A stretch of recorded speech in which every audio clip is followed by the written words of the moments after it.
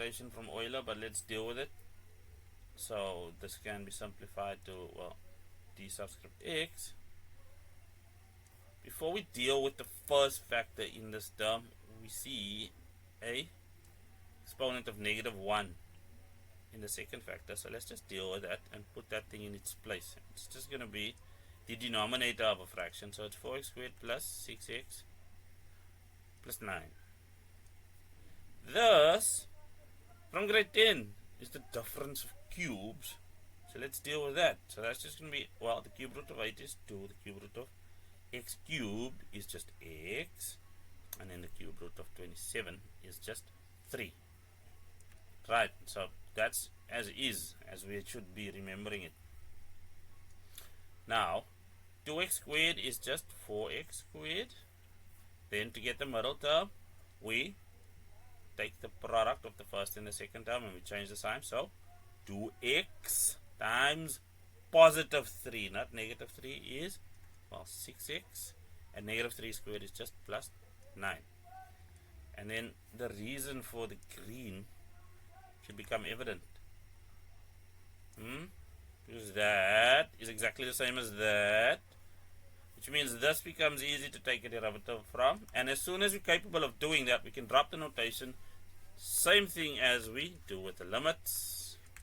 So, well, the derivative of 2x is just 2, and of negative 3 is just 0. So that covers that. Moving right along.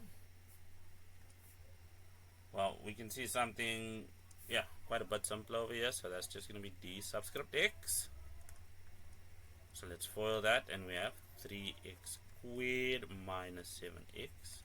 And then foiling the bottom for the second term in the first factor. 1 times 3x is just plus 3x, and then we'll have minus 7.